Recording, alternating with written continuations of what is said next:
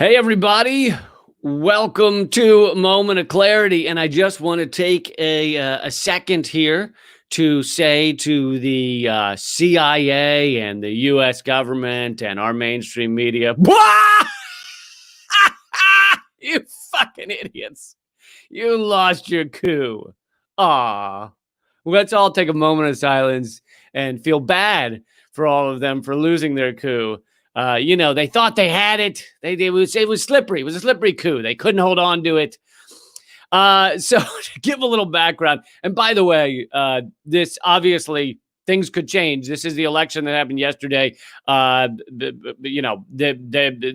More cooing could be done, but for now, it's looking very much like the Bolivia has undone their far-right, U.S.-backed, fascist, violent coup that happened a year ago. But to give you a little more details, all right, so the Bolivian election was yesterday. Even the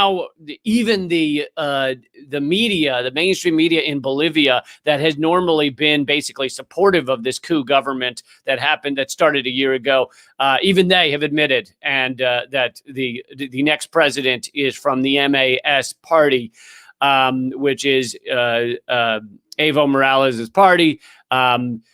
Actually, I'll give more background in a second. Let me. I want to show you some of the tweets from this. These are journalists who are there in Bolivia. Two of them are members of the Gray Zone. You hear me talk about the Gray Zone outlet a lot. They do great work. And the first one, this is from Max Blumenthal, who is down there in Bolivia. He shows the sounds of the celebration ringing out across working class neighborhoods of La Paz as Luis Arce of MAS is announced. That's the Movement Towards Socialism Party, is announced as the next president, winning huge in the first round. If you get above the 50% in the first round, then you do not have to have a runoff. And as Max says, this is a dramatic repudiation of Áñez Murillo and its would-be neoliberal successor, Carlos Mesa. Áñez Murillo she was the interim, and I'm not going to play the video because you can't really hear much. It's basically people firing guns in the distance, but still cool to see the Bolivian people celebrating. Áñez Murillo is the unelected interim president who claimed at the beginning that she was only going to be interim president for a few months. And then they kept putting off the election because they knew they were going to lose. They could see the polling. And so they kept putting it off. And they finally had to have it. And despite all of their efforts, 2 days ago, Saturday, before the election, they filled the streets with the military to try and scare people. We talked about that last night on the live stream. And anyway, despite all of this, basically, they just couldn't stop the flood of people that voted for MAS and, Evo Morales' party. Let's do another. This is another tweet. This is from Ben Norton, also with the Gray Zone, also in Bolivia. Even mainstream media outlets here in Bolivia that have obediently supported the coup regime are admitting that the Movement Towards Socialism, MAS party, won the election in a landslide. And then he goes on to say the Associated Press just vomits out imperialist propaganda. By the way, here is his earlier tweet showing that. Sorry, I'm sharing the wrong screen. Let me get it right here. Okay, here's Ben Norton's tweet. But here's a different tweet that I haven't yet read. Even mainstream Bolivian media is admitting that MAS has won. And here's a image of the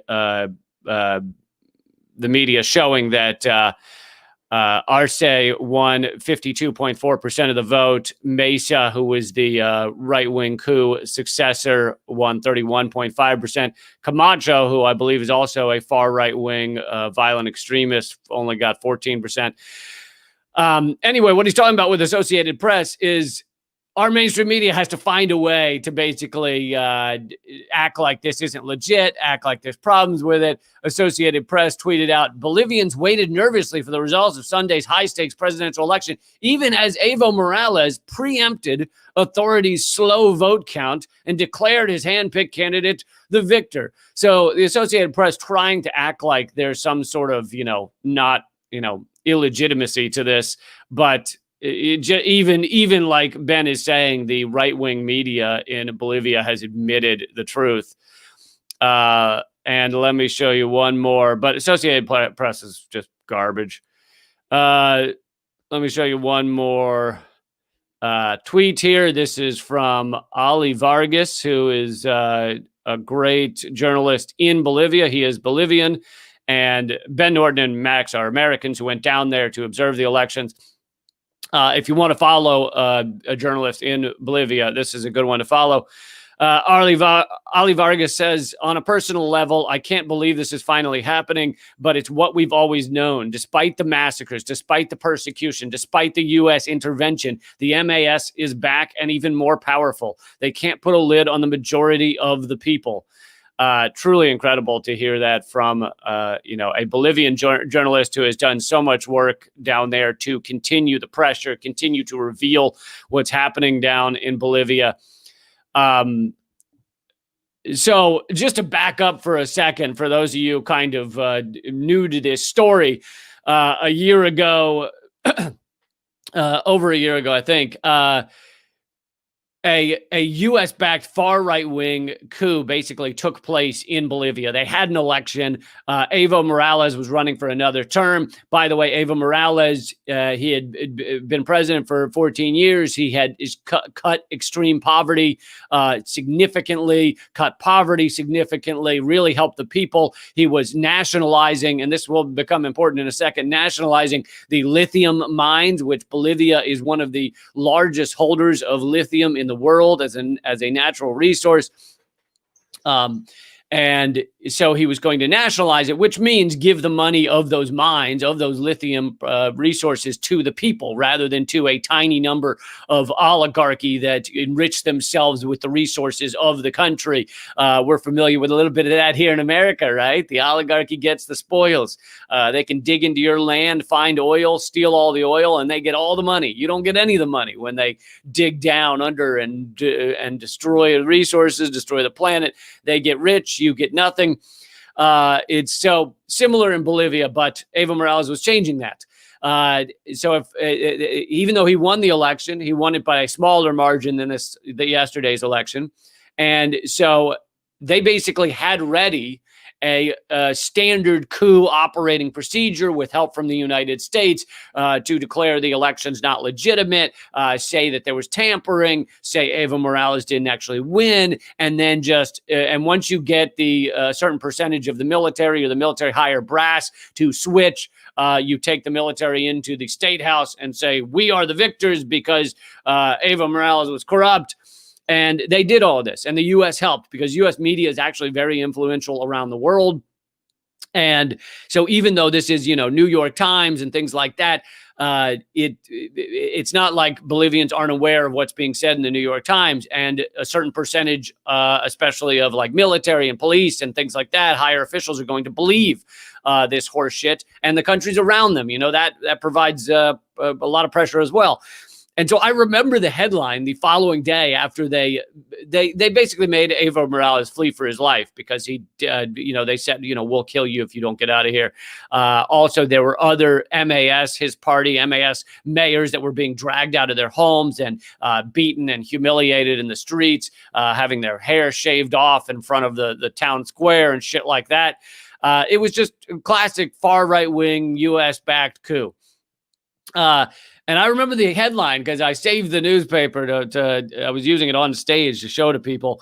The New York Times, the front page, after Evo Morales was violently kicked out of his country, despite the fact that this coup regime had not won the election. Even if they wanted to say that a few points were stolen, they still hadn't won the election.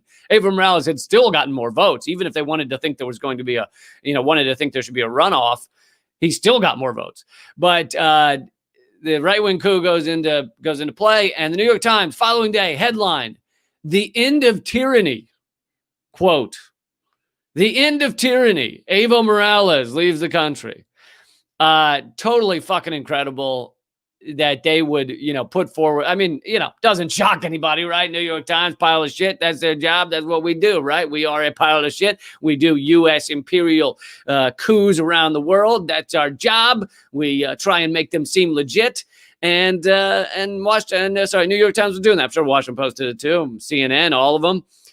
Right now, by the way, you turn on CNN, MSNBC, Fox News. I haven't seen a mention of this. And I imagine if there is, they probably, lie just a little bit, say, the election seemed not quite legit or some garbage like that. But I think right now, as far as I've been able to tell, I think right now they're just not covering it because they don't want to mention that the U.S.-backed coup has failed, has been flipped.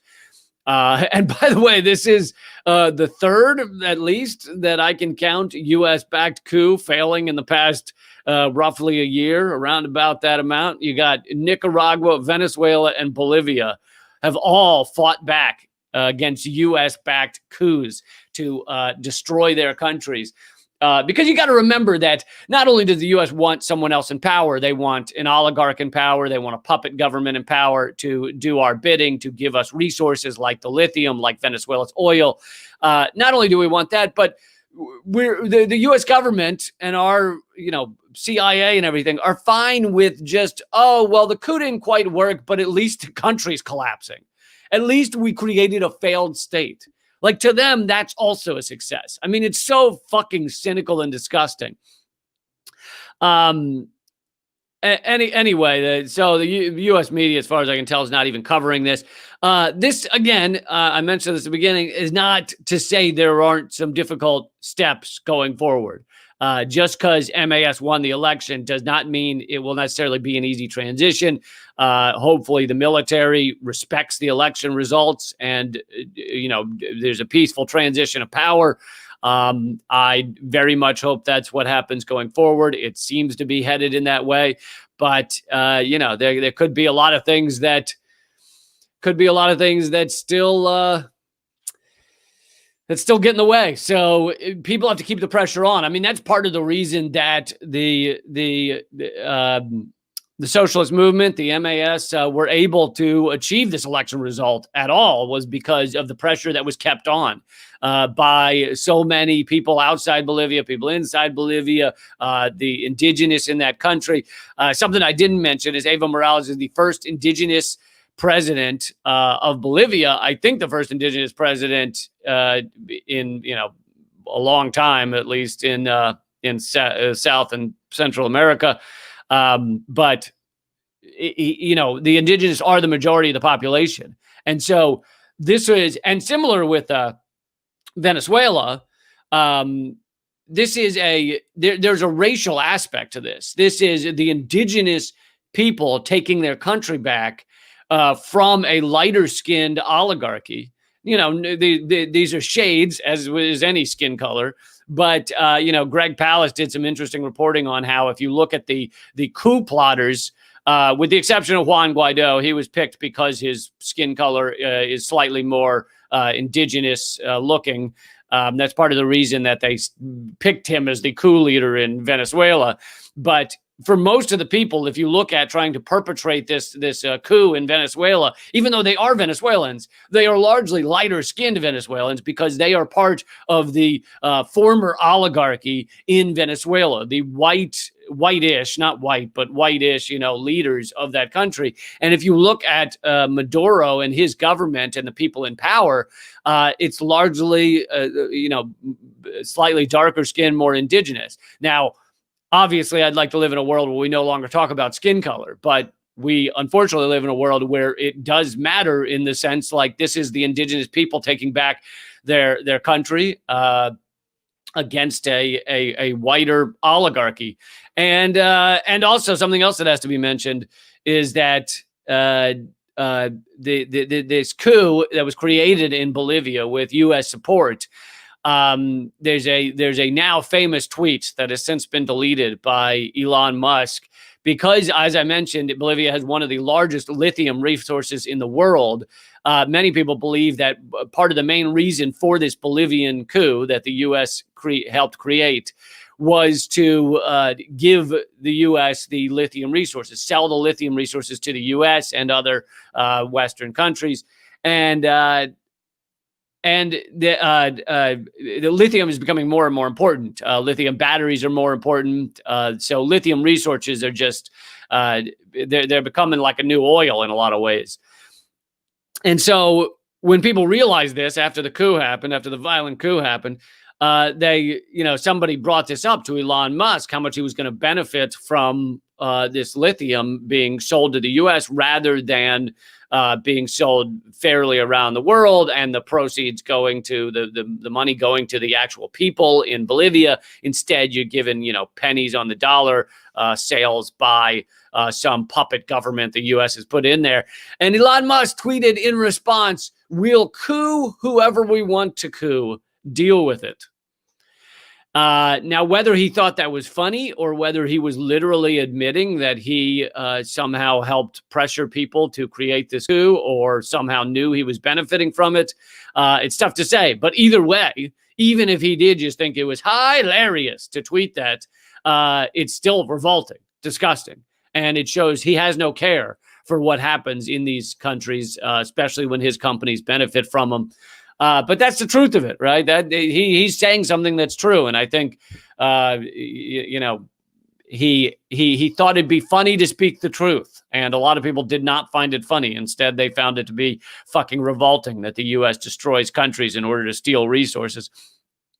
So this is a huge moment in Bolivia's history. By the way, something else interesting to notice that in this election is pivotal in these results were the exit polls, because the exit polls came out before the official results and made it so that the official results could only be somewhat doctored. Like, you can't, if there's exit polls showing MAS won by 15 or more percentage points, and then you show official results that show MAS losing by 5 points, the shift, you'd have riots in the streets. It'd be insane. And the officials kind of know this. They can't go that different from the exit polls.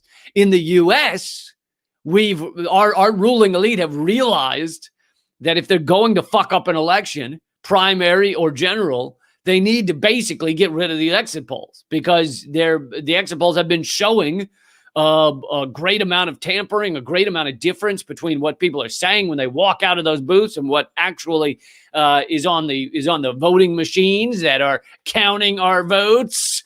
There's a lot of bunny ears going on here. And so we've basically obliterated our exit polls. Exit polls, even for the last election, were only done by one company in America, Edison Research. So everyone's getting all of their information from one company that admits that they make the exit polls fit with the machine results. And so the only way last time around to get official exit polls, to get new exit polls or exit polls that weren't tainted to make them fit the machines, was to get them in the split second when they're showed by mainstream media before Edison Research has time to adjust them. And so that was how we found out that those exit polls were off from the official results in the primaries, was by doing that. But this time around, they've even gutted some of that. Edison Research is still around doing some little exit polling, but Fox News stopped, because Edison Research funded by a lot of the press corps, Fox News, AP. Fox News and AP both said they're going to stop helping to fund Edison Research and instead create their own exit polls. But as you know, Fox News is a pile of garbage. You're going to trust their exit polls. And AP, as we just saw in that tweet with Ben Norton, they're known for helping create coups around the world. So why not create one in America? You're not going to trust AP exit polls either. So you get one company that's barely hanging on that admits that they alter their exit polls. So America has a far less legitimate election system than a lot of countries, because we act like the exit polls can't work. We just don't know what's going on. So now they've started only reporting on the mainstream media partial results. they'll say like, oh, look at this. The exit polls show this many people who voted cared about healthcare.